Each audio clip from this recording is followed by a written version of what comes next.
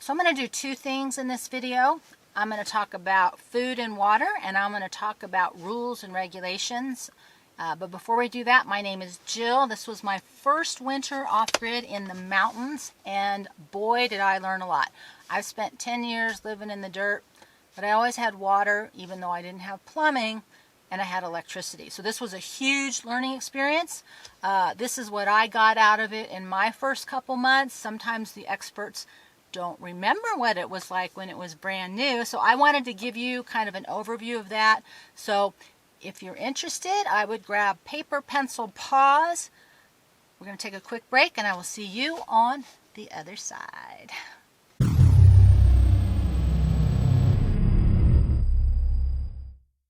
So we're going to do a couple things. The first thing I'm going to talk about super briefly is rules and regulations. And we're in a moment in time where crazy things are happening out there. And I'm putting this together with food and water because that's going to be one of the key upcoming issues in the world today. If the grid goes down or even if the grid goes up. Right now, this is March 2021.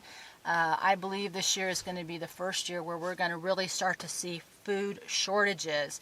And if you are going to be off-grid, food and water are literally life and death. And so if you're planning on going off-grid, you're going to have to think very, very carefully about that. But the number one thing I learned was almost everybody off-grid has to go get their food and water. And so, the reality is wells are incredibly expensive to drill and find sometimes unless you got a lot of water underneath your land. And obviously the better the land, the more access to water, the more money it's going to cost. And a lot of people go off grid because they don't have money, and so their land isn't going to have water. It may not even have much rain. If you can catch rain, that would be the first thing I would put in, was a rain catchment system. But the reality is that if the grid goes down, food and water are going to be number one. Rules and regulations are going to be also a huge issue in terms of what you are going to be allowed to do. And we're in this crazy period right now where the hammer's coming down on rules and regulations, and everything about being off grid is saying, no thank you to rules and regulations. And food and water are going to be the most important things. And so when we're talking about rules and regulations, if you get into some of these remote areas and you see people in very dilapidated trailers and they got crap everywhere, you can pretty much guess that that county is not enforcing, especially if you see it close to the highway. Every county is tightening up. When I moved to New Mexico over 10 years ago with that intention of not having a lot of rules, they have tightened up tremendously. Almost every place is putting in more and more rules and regulations. So the real question isn't what they are. The question is, how are they being enforced? And of course, that will take you to safety. Just something to think about. So in terms of food and water, what I really learned here was instead of getting, there's a couple ways to get water. People get the great big, 5,000 gallon water catchment systems. They do that 300 gallon on the back of trailers, or they have a truck dedicated to water and they put, a 300 gallon or a 500 gallon tank in the bed of their truck, which obviously you can't lift it out, but you can have a spigot and then fill up smaller things. So there's a lot of ways to do that. I ended up going with just 3 gallon water bottles. I had a couple. I went ahead and bought more of those. In the past, I was just filling water up 1 gallon at a time. The 5 gallon is more practical, but those are heavy. Remember, water is 8 pounds per gallon. And so 3 gallons at 24 pounds is a little bit easier for me to manage than the 5 gallon. And I don't imagine as time goes by, I'll be getting a whole lot stronger. So it is something to think about, like how are you going to carry water? What kind of distance are you going to have to carry water? If it's going to freeze every night in wintertime, which it just may, which means it's going to expand, and is it going to break?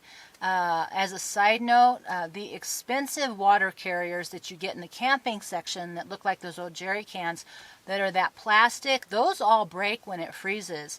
The ones that are kind of that bluish plastic, I'll put a picture here. I have not had any problems with those, breaking from freezing, from contracting and expanding, just make sure you leave enough space at the top. And then the 1 gallons, that you buy your regular water in, those actually just work really well too. But again, since I have to drive away and buy my water, I thought it would be easier just to have more larger containers. You should be filtering the water. I know. I tried one of those Berkey filters. It was so slow. I'm like, there's no way this is not. And then if it freezes up, it's just ridiculous. So I kind of gave up and just, I'm getting crappy things in my body. Get in line. We live in such a toxic culture. I don't know that can be damaged, that can be undone. So water, super important. First thing you need to figure out for yourself is how you're going to get access to water, and what to do if you don't have access to it, because getting it out of the ground is expensive if it's not right at the surface, something that you can easily dig into. And those pumps, I learned that on the cow farm. Right before I left, one of the big water pumps went out. $5,000 part, not even the whole thing.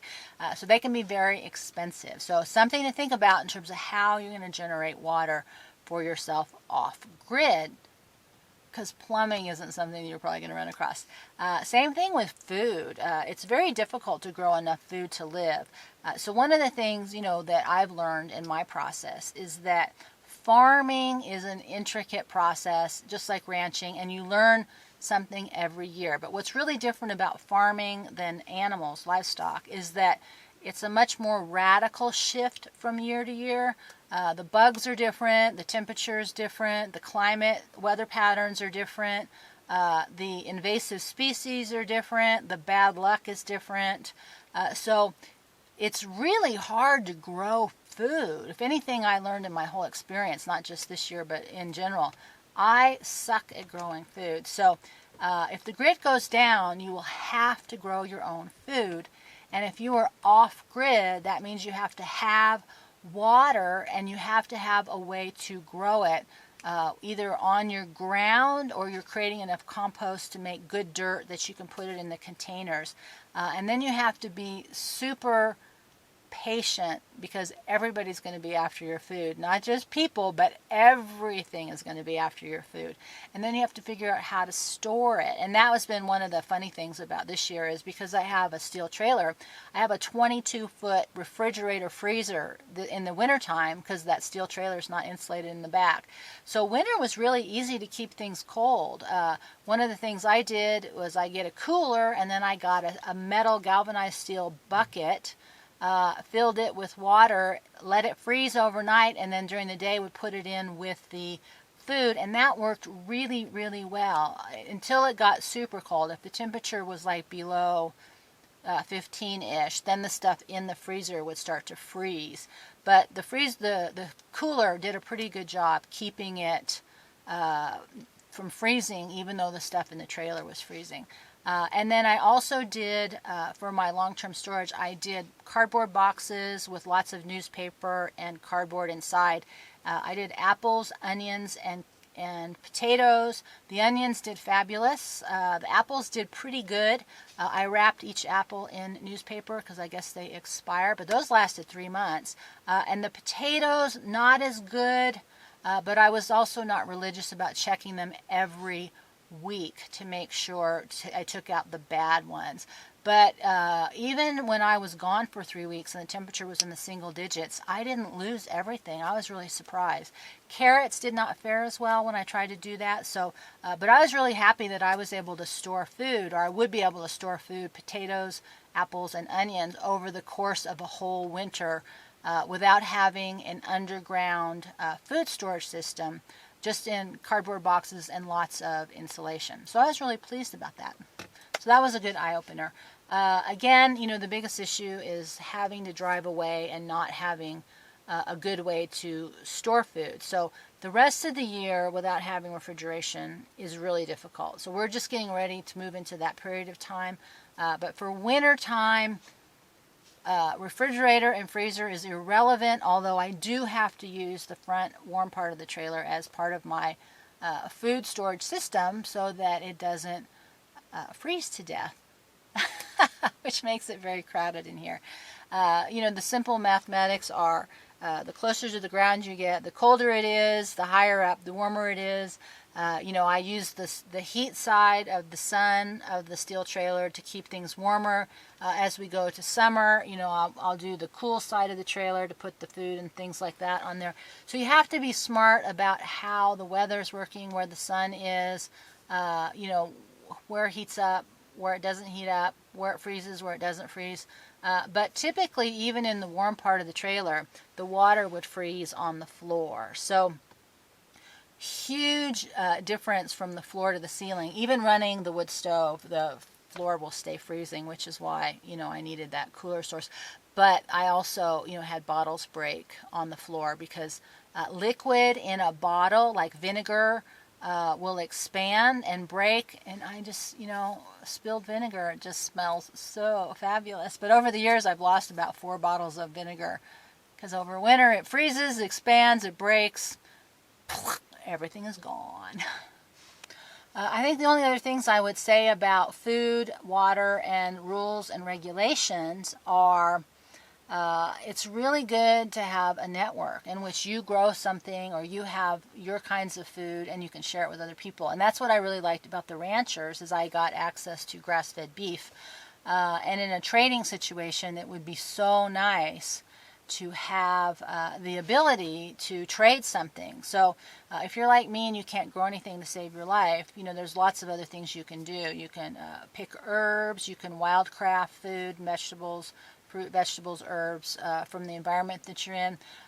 There was only a few things I found around here. There's spruce, which is like pine, and the leaves are a high source of vitamin C. There was juniper berries, so I harvested some of those. I never got around to using them.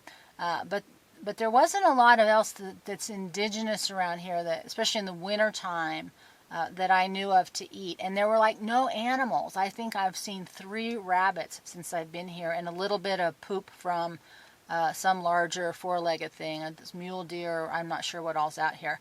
So this has been a terrible place for wild animals. So don't assume that you have access. One of the things about the cow farm is that because there was so much junk everywhere, there were a lot of mice, rats, and rabbits, which are gross and invasive. And there are plenty of mice and rats here, of course. But they grew in a lot high numbers because there was a lot of places for them to breed. So that brought in predators. So there's coyotes here, but I've only seen them a couple times. But the flip side is if I had to hunt game, there's like nothing here that you can see. In addition to the fact that you can't see it because there's trees everywhere. So there's a sort of this idea, I think if you're off-grid, there'll be lots and lots of game available. Nothing here. And even with rabbits, you can't eat those and survive. They don't have enough fat. So even the snakes, which I don't like, are a protein source, and they need food. And I don't know what the snake situation is here, but that's a big thing to think about when you're going off-grid, is what kind of food source would you go after if the grid went down. And in this area, there's very little to eat, and there's enough people up here, even though you can't see them. They would clean out any wild game in a heartbeat. So just a little bit more to think about. I think that's pretty much it. Food is just, and water are hardly rocket science stuff. The only new things I learned in this experience was that I had better refrigeration and freezing capabilities in wintertime than I have in the past because of the steel, which I could have been using this whole time. But and that water is a bitch when you don't have the access to just go get it every day. That is a big deal. So think long and hard about food and water. How are you going to store it? Where are you going to get it from? And then also all the rules and regulations that go along with it. Huge. So I think we're going to wrap this up. Deep breath, my friends, and I will see you next time.